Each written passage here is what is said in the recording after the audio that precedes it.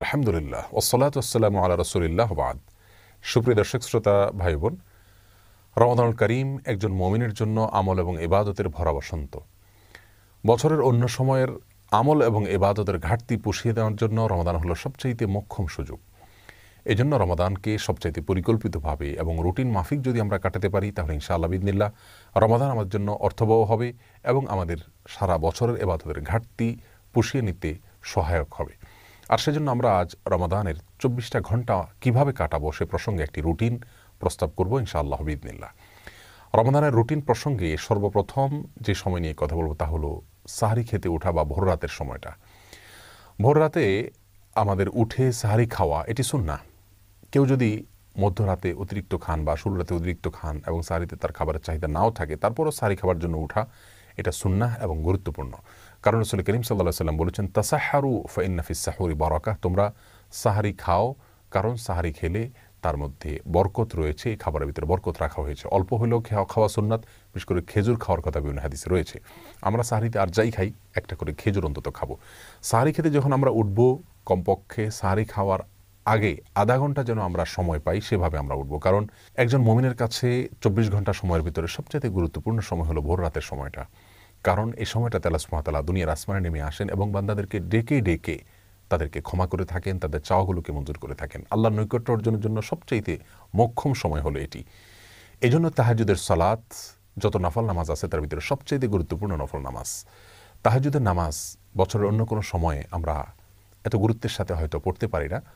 রমাদান মাসে তাহাজ্জুদের নামাজ পড়া আমাদের সকলের জন্য সহজ, কারণ আমরা সাহরি খেতে উঠছি। এই জন্য এই সুযোগটাকে কাজে লাগানো উচিত। 30টা দিনই আমাদের প্রতিদিনই একটা সময় বরাদ্দ থাকা উচিত তাহাজ্জুদ নামাজের জন্য। 2 রাকাত করে তাহাজ্জুদ পড়বো আমরা। বিশেষ কোনো সূরা কেরাত ঠিক করা নাই, যে কোনো সূরা দিয়ে আমরা সাধারণভাবেই পড়বো এবং তাহাজ্জুদের নামাজ পড়ছি, শুধু এটুকু নিয়ত থাকলে চলবে। মনে মনে আমরা 2 রাকাত করে পড়বো, 2 রাকাত, 4 রাকাত, 6 রাকাত, 8 রাকাত, যতটুকু তৌফিক হয় পড়বো।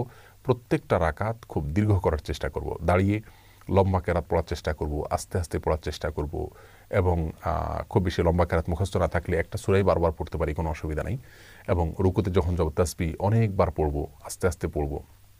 রুকু থেকে দাঁড়িয়ে আবার দীর্ঘ সময় অপেক্ষা করব, সেজদা এরকম লম্বা করে করব, উঠে বসে আবার অপেক্ষা করব। এভাবে প্রত্যেকটা রোকনকে যত ধীরস্থিরতার সাথে করা যাবে, তাহাজ্জুদের মান তত বেশি, যে কোনো সালাতের মান তত বেশি উন্নত হবে। আমাদের আয়েশা রাদিয়াল্লাহু তাআলা আনহা রাসূল আকরাম সাল্লাল্লাহু আলাইহি ওয়াসাল্লাম তাহাজ্জুদ প্রসঙ্গে বলেছেন, লা তাসআল আন হুসনিহিন্না ওয়া তুলিহিন্না, তিনি যে নামাজগুলো পড়তেন রাতে, সেগুলোর সৌন্দর্য আর সেগুলোর দৈর্ঘ্য নিয়ে আর বলো না। তার মানে সেগুলো অনেক দীর্ঘ ছিল এবং অনেক সুন্দর ছিল। এজন্য রমাদানের সবচাইতে ইম্পর্টেন্ট সময়টা যেটা আমরা কাজে লাগাতে পারি খুব সহজে, অথচ অনেকেই হেলায় আমরা নষ্ট করি, সেটা হলো ভোর রাতে সাহরি খেতে ওঠার কিছুক্ষণ আগে আপনি তাহাজ্জুদ পড়ুন এবং বাসার প্রত্যেকটা সদস্যকে উদ্বুদ্ধ করুন যার যার জায়গা থেকে যেন এই আমলটা করেন। এরপরে তাহাজ্জুদের পরে আমরা সাহরি খেয়ে নেব। সাহরি অনেকে খেতে খেতে আজানের সময় পর্যন্ত নিয়ে যান, এটা উচিত না। আজানের সময় ঠিক আগ মুহূর্তে শেষ করেন, এটা সুন্নাহ বিরোধী কাজ। সুন্নাহ হলো বুখারীতে আসছে, রাসূল করিম সাল্লাল্লাহু আলাইহি ওয়াসাল্লাম সাহরি খাওয়া শেষ করতেন, এরপরে আজান এবং সাহরির মধ্যবর্তী 50টি আয়াত তেলাওয়াত করা যায় এই পরিমাণ সময় তিনি গ্যাপ রাখতেন। তার মানে এত আগে সাহরি খেয়ে শেষ করতেন। আনুমানিক 10 মিনিট সময় আমরা বলতে পারি। 10 মিনিট সময় এত লাগে না, 5 থেকে 10 মিনিট সময় অন্তত গ্যাপ দেওয়া উচিত। এই টাইমটাতে আমরা আল্লাহর কাছে বিশেষভাবে দোয়া করতে পারি, যেটা দোয়ার সময়, দোয়া কবুলের সবচেয়ে গুরুত্বপূর্ণ সময় দিন এবং রাতের ভিতরে এই ভোর রাতের সময়টা। বিধায় এই টাইমটাতে আমরা খাবার শেষ হয়ে গেলে দোয়ায় মাশগুল হয়ে যাই, অথবা খাবারের আগেও দোয়া করতে পারি, কিন্তু আল্লাহর কাছে দোয়া করা উচিত এবং চোখের পানি ফেলা উচিত। দোয়ার জন্য সবচেয়ে উত্তম হবে আমরা যদি নির্জনে কোথাও চলে যেতে পারি। প্রয়োজনে বাসার ছাদে চলে যাওয়া যেতে পারে, প্রয়োজনে বাসার কোনো একটা কোনায় চলে যাওয়া যেতে পারে, কোনো একটা কক্ষে যেখানে কেউ না, সেখানে নিরিবিলি আমরা আল্লাহর কাছে আমাদের চাওয়াগুলো পেশ করতে পারি, চোখের পানি ফেলতে পারি। আমাদের দুরবস্থার জন্য আল্লাহর কাছে ফরিয়াদ করে চোখের পানি ফেলে আমরা কান্নাকাটি করে দোয়া করতে পারি এবং আমাদের সার্বিক চাওয়াগুলোকে আল্লাহর কাছে পেশ করতে পারি। এটা হলো রমাদানের রুটিনের জন্য সবচেয়ে ইম্পর্টেন্ট সময়, যে সময়টাকে আমাদের খেয়াল করা উচিত এবং খুব সুন্দরভাবে পরিকল্পনা করে কাটানো উচিত। এরপরে ফজরের আজান যখন হয়ে যাবে, আজানের পরে আমরা 2 রাকাত সুন্নাত পড়ব। সুন্নাত পড়ার পরে নবী আলাইহিস সালামের সুন্নাত ছিল যে ফজরের 2 রাকাত সুন্নাত পড়ার পরে তিনি কিছুটা বিছানায় মাথা দিতেন, একটু হালকা, ঘুমাতেন না, কিন্তু কিছু সময়ের জন্য রেস্ট করতেন, সেটা 2-4 মিনিট হতে পারে। আমরা কিছু সময়ের জন্য হালকা একটু গড়াগড়ি করে বা বিছানায় যদি মাথা দিয়ে, তাহলে সুন্নাহ আদায় হয়ে যাবে। এরপরে উঠে আমরা ফরজ নামাজ পড়ব। ফজরের ফরজ নামাজ পড়ার পর আপন জায়গা যেখানে নামাজ পড়েছি সেখানে বসে থাকবো এবং সম্ভব হলে সূর্য উদয় হওয়া পর্যন্ত অপেক্ষা করব। সূর্য উদয় হওয়া পর্যন্ত এই টাইমটাতে বসে বসে সকাল সন্ধ্যার যে জিকিরগুলো আছে সেগুলো করব। সকাল সন্ধ্যার জিকির নিয়ে আমাদের বই আছে এবং সেটার PDF কপি পাওয়া যায় আমাদের ওয়েবসাইটে আসুন্নাহ ফাউন্ডেশন, সেখান থেকে আপনারা ডাউনলোড করে নিতে পারেন। অথবা নবী আলাইহিস সালামের সকাল সন্ধ্যার দোয়াগুলো যে কোনো বই থেকে আপনি সম্ভব হয় সেগুলো মুখস্থ করে নিয়ে পড়বেন এবং সূর্য উঠা পর্যন্ত আপন জায়গায় বসে থাকবেন। সূর্য ওঠার 10-15-20 মিনিট পরে আপনি 2 রাকাত নামাজ পড়বেন, সেটা সলাতুল ইশরাক। এই নামাজটা আপনি পড়ার কারণে আল্লাহ সুবহানাহু ওয়া তাআলা আপনাকে একটি পূর্ণাঙ্গ উমরার সওয়াব দিবেন। তিরমিজিতে বর্ণিত হয়েছে যে ফজরের পরে আপন জায়গায় বসে থেকে যদি এভাবে জিকির আজকার করা হয় এবং শেষে যদি 2 রাকাত নামাজ পড়া হয় অর্থাৎ ইশরাকের নামাজ, তাহলে এর মাধ্যমে এই সওয়াবটা আমরা পাবো। এটা অনেক রোজাদার আমরা মিস করি, আমরা ফজরের পরপর শুয়ে পড়ি। এটা অত্যন্ত ভুল একটি কাজ। আল্লাহ সুবহানাহু ওয়া তাআলা বলেছেন ওয়াসাব্বিহুহু বুকরাতাও ওয়া আসীলা, দিনের শুরুতে এবং শেষে তোমরা আল্লাহর পবিত্রতা বর্ণনা করো। কোরআন কারীমের বিভিন্ন জায়গায় বিষয়ে উৎসাহ দেওয়া হয়েছে। অতএব দিন এবং রাতের আমরা যদি তাহাজ্জুদের সময়টা, ভোর রাতের সময়টার পরে দ্বিতীয় সর্বোচ্চ গুরুত্বপূর্ণ কোনো সময়ের কথা বলি তাহলে সেটা হলো ফজরের পরের সময়টা। অথচ এই সময়টাতে আমরা রমজান মাসে বেশিরভাগ মানুষ শুয়ে যাই, এটা ভুল। যদি শুইতে হয়, ঘুমাইতে হয়, আমরা সেটা কিছুক্ষণ পরে ঘুমাবো, কিন্তু ফজরের পর পর ঘুমাবো না। জিকির আজকার এবং তাসবিহ তেলাওয়াতে মাশগুল থাকবো ইনশাআল্লাহ বিইذনিল্লাহ। এরপরে যদি আমরা ঘুমাই, রেস্টও করি, সেটা পরিমিত হওয়া উচিত এবং লিমিটেড সময়ের জন্য হওয়া উচিত, মেপে কাজ করা উচিত। আমরা 2 ঘন্টা, 2.5 ঘন্টা বা 1.5 ঘন্টা যার যতটুকু প্রয়োজন আমরা ঘুমিয়ে উঠে তারপরে আমরা তেলাওয়াত করলে সেটা সবচেয়ে ভালো। কারণ ঘুম থেকে ওঠার পরে মানুষের মন মানসিকতা থাকে অত্যন্ত ফ্রেশ। এই অবস্থাতে কোরআনে কারীম যদি আমরা তেলাওয়াত করি, অর্থ সহকারে বোঝার চেষ্টা করি, কোরআনে কারীম রমজান মাসে আমরা তেলাওয়াত করে পুরোটা একবার বা একাধিকবার আমরা পড়ে শেষ করব, খতম দিব ইনশাআল্লাহ, সেটা খুবই ভালো হবে এবং সে সুন্নাহ। কিন্তু এর পাশাপাশি আমরা যদি অর্থ বোঝার চেষ্টা করি সেটা হবে আরও ভালো, শোনার উপরে সোহাগা। প্রতিদিন আমি যদি অন্তত একটা পৃষ্ঠা অর্থ এবং ব্যাখ্যা সহকারে কোনো একজন আলেমের তত্ত্বাবধানে হলে আরও ভালো হয়। যদি আমরা কোরআনকে বোঝার চেষ্টা করি এবং সেটা ঘুম থেকে ওঠার পরে হতে পারে, তেলাওয়াত হতে পারে এবং অর্থ ব্যাখ্যা সহকারে একটা পৃষ্ঠা করে অধ্যয়ন করা হতে পারে। এরপরে আমরা কিছু সময়ের জন্য ইসলামিক বই পুস্তক পড়তে পারি। বিশেষ করে ডক্টর খন্দকার আব্দুল্লাহ জাহাঙ্গীর রাহিমাহুল্লাহর যে বইগুলো আছে এগুলো ইসলামের বেসিক বিষয়গুলো সম্পর্কে ধারণা নিতে অনেক বেশি সহায়ক। এই বইগুলো আমাদের কাছে থেকে থাকলে সেগুলো আমরা পড়তে পারি। অনলাইনে PDF কপি পাওয়া যায় অনেকগুলো, সেগুলো নিয়ে আমরা কিছু সময় পড়ব। এরপর যখন জোহরের আজান হবে বা জোহরের ওয়াক্ত হবে, জোহরের এখানে 2 রাকাত নামাজ আছে, জাওয়ালের নামাজ বলা হয়, বুখারীতে আসছে, বিভিন্ন হাদিসের কিতাবে আসছে। এই নামাজটি প্রায় বিলুপ্তির পথে, আমরা আলোচনায় এটার ভুলে গেছি। সেটা হলো সূর্য যখন আপনার পশ্চিম আকাশে ঢলে পড়ে অর্থাৎ জোহরের ওয়াক্ত শুরু হয় তখন থেকে নিয়ে আপনার জোহরের ফরজ নামাজের বা জোহরের নামাজের আগে আগে যে নামাজটা পড়া হয় নফল নামাজ, এই জহর নামাজ পড়ার জন্য রাসূল আকরাম সাল্লাল্লাহু আলাইহি ওয়াসাল্লাম উৎসাহ দিয়েছেন। যদিও এই নামাজের সময়কাল নিয়ে আরও নানা রকমের কথা আছে, কিন্তু আমরা এটি একটি বক্তব্য, এটার উপর আমল করতে পারি এবং একবার হলেও আমল করতে পারি। রমজান মাসে সেটা করার জন্য সবচাইতে সেরা সুযোগ আমাদের হাতে থাকে সাধারণত। যাই হোক, এই 2 রাকাত নামাজ যদি আমরা পড়তে পারি পড়লাম। এরপরে জোহরের ওয়াক্ত হলে সুন্নত এবং ফরজ এবং পরবর্তীতে সুন্নত এবং পরবর্তীতে অতিরিক্ত 2 রাকাত নফল, যেটা অন্য সময় পড়া হয় না, সেটাও গুরুত্বের সাথে পড়লাম।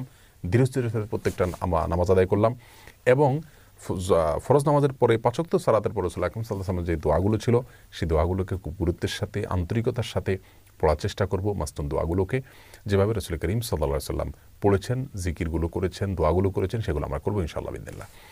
এরপরে বাকি সময়টাতে আমরা যদি বাসাবাড়িতে অবস্থান করি তাহলে সেক্ষেত্রে বাসাবাড়িতে যারা কাজ করছেন তাদের কাজে একটু হেল্প করব। কারণ রাসূল করিম সাল্লাল্লাহু আলাইহি ওয়াসাল্লাম বাসাবাড়িতে মা বোনদের কাজে, স্ত্রীর কাজে তিনি হেল্প করতেন। অতএব আমরাও বাসাবাড়িতে থেকে কাজে হেল্প করব, সেটাও ইবাদত হিসাবে গণ্য হবে ইনশাআল্লাহ বিইذনিল্লাহ। সন্তানরা তাদেরকে নিয়ে বসতে পারি, একটা সময় তাদেরকে নিয়ে একটা হাদিস পাঠ করে আমরা শোনাতে পারি, পারস্পরিকভাবে পর্যালোচনা করতে পারি, তাদেরকে নসিহত করতে পারি, তাদের জীবন গড়ার জন্য তাদেরকে আমরা উপদেশ দিতে পারি এবং বিভিন্ন সাহাবীদের ঘটনাগুলো তাদেরকে পড়ে শোনাতে পারি। জোহরের পরের সময়টা আমরা সেভাবে কাটাতে পারি। এরপরে দুপুরে একটু কায়ুলা করা সুন্নাত, সম্ভব হলে কিছু সময়ের জন্য আমরা একটু রেস্ট করলাম। সেটা খুব সংক্ষিপ্ত হতে পারে, কিন্তু শুইলে একটা সুন্নাহ আমার আদায় হয়ে গেল। এরপর শোয়া থেকে উঠে আমরা আবারও তেলাওয়াত অথবা অন্যান্য বই পুস্তক পড়া সেগুলোতে আমরা লেগে যেতে পারি। আসর নামাজের পরে মাগরিব পর্যন্ত এই সময়টা খুবই গুরুত্বপূর্ণ, কারণ দিনের শুরুতে এবং শেষে তাসবিহ পাঠ করতে বলা হয়েছে। সন্ধ্যার যে জিকিরগুলো কোরআন হাদিসে বর্ণিত হয়েছে, দোয়াগুলো বর্ণিত হয়েছে, সেগুলোকে আমরা আসর থেকে মাগরিব এই সময়টাতে আমরা করতে পারি। এমনকি এক জায়গায় বসে না থেকে আমাদের ইফতারের আয়োজন করতে করতেও আমরা এই দোয়াগুলো পড়ে ফেলতে পারি যদি মুখস্থ থাকে। আর মুখস্থ না থাকলে সকাল তো সন্ধ্যার যে দোয়ার বই আছে সেগুলো দেখে দেখে আমরা দোয়াগুলো পড়ে ফেলতে পারি। পুরো মাস আমরা দেখে দেখে পড়লে ইনশাআল্লাহ দোয়াগুলো আমাদের মুখস্থ হয়ে যাবে আজীবনের জন্য। এবং সবাইকে উৎসাহ দেব যাতে করে দোয়াগুলো সবাই পড়েন। আর সন্ধ্যায় অর্থাৎ দিনের শেষে আল্লাহ সুবহানাহু ওয়া তাআলার তাসবিহ বর্ণনা করা, এটা আল্লাহ সুবহানাহু ওয়া তাআলার কাছে খুবই পছন্দনীয়, বিধায় সেটা আমরা করবো ইনশাআল্লাহ বিইذনিল্লাহ।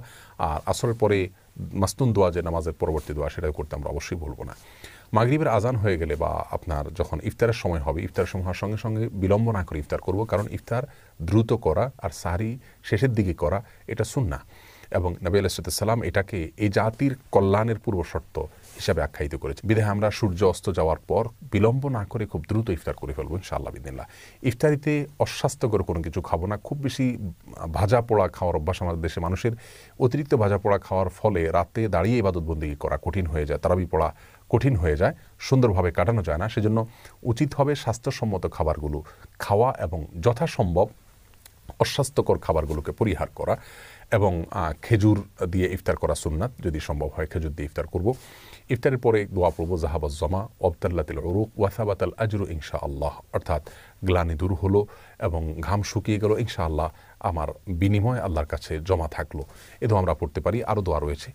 ইফতারের দোয়া পড়লাম, ইফতার করলাম, এরপরে আমরা মাগরিবের নামাজ আদায় করবো ইনশাআল্লাহ। মাগরিব নামাজের পরের সময়টা আমরা তারাবিতে যে পারা আজকে তেলাওয়াত করব বা যে অংশ তেলাওয়াত করব, সেটার অর্থ ব্যাখ্যা যদি সম্ভব হয় একটু দেখে নিলে ভালো হয়।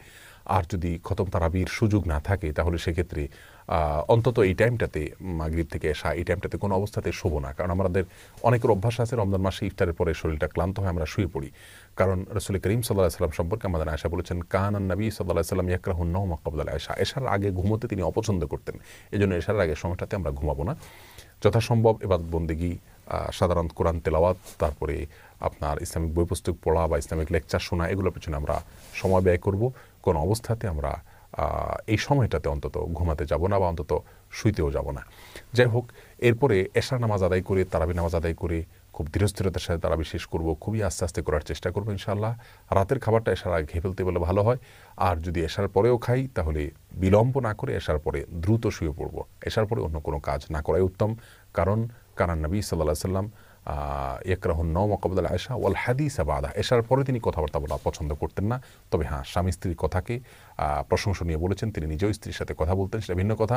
কিন্তু সচরাচর আড্ডা, এগুলো আমরা করতে যাব না। টেলিভিশন অথবা সোশ্যাল মিডিয়াতে স্ক্রল করা, এগুলো থেকে আমরা বেঁচে থাকবো। এশার পরে খুব দ্রুত আমরা শুয়ে পড়ার চেষ্টা করব, তাতে ভোররাতে আগে আগে উঠা আমাদের জন্য সহজ হবে। পরিকল্পনা করে কোরআনে কারিমের জন্য প্রতিদিন এক পারা করে বা 1.5 পারা করে বা 2 পারা করে, যা যতটুকু তৌফিক কুলায় আমরা বাজেট করব, বরাদ্দ করব। এবং সেই অনুযায়ী আমরা প্রতিদিন ইনশাআল্লাহ বিইذনিল্লাহ কোরআন তেলাওয়াত করে যাব। এবং সময় ফিক্স করে নেব যে কোন টাইমটাতে আমি করব। আমি কি ঘুম থেকে উঠে সকালে করব, নাকি জোহরের পরে করব, নাকি মাগরিবের পরে করব, এই সময়টা আমরা ফিক্স করে নিব ইনশাআল্লাহু বিইذনিল্লাহ। আল্লাহ তাআলা আমাদের সকলকে এই রমাদানে বেশি থেকে বেশি, উত্তম থেকে উত্তমতর ইবাদত করার তৌফিক দান করুন। আর সবচেয়ে গুরুত্বপূর্ণ ইস্যু হলো রমাদানে গুনাহ থেকে বেঁচে থাকা, কারোর গীবত পরচর্চা যেন না হয়, টেলিভিশনে মোবাইলে হারাম কোনো জিনিস যেন দেখা না হয়, শোনা না হয়, এই বিষয়গুলোর প্রতি খুব বেশি খেয়াল করব। তাকওয়া চর্চাই হলো রমজানের সিয়ামের সবচেয়ে বড় উদ্দেশ্য। আল্লাহ তাআলা আমাদের সকলকে সেই উদ্দেশ্য সাধন করার তৌফিক দান করুন। রমজানের প্রত্যেকটা মুহূর্তকে সঠিকভাবে ভালোভাবে কাটানোর তৌফিক নসিব করুন। মা বোনরা যারা কাজকর্ম করবেন, রান্নাবাড়া করবেন, এর ফাঁকে ফাঁকেও তারা তাসবিহ, তাহলিল, জিকির এগুলো চালু রাখবেন। কারণ বিনা উযুতে তাসবিহ তাহলিল করা যায়, দুরূদ পাঠ করা যায়। যে সমস্ত জিকিরগুলো বেশি বেশি করতে উৎসাহ দেওয়া হয়েছে কোরআন এবং সুন্নাহর নির্যাস, যেগুলো যেমন দুরূদ, ইস্তেগফার, তারপরে দোয়া ইউনুস এবং ইয়াদাল জালাল ওয়াল ইকরাম, এরকম আরও অনেকগুলো দোয়া আছে। সেগুলোকে আমরা চলতে ফিরতে, উঠতে বসতে সবাই করতে থাকবো। আল্লাহ তাআলা আমাদের সবাইকে তৌফিক দান করুন। আসসালামু আলাইকুম।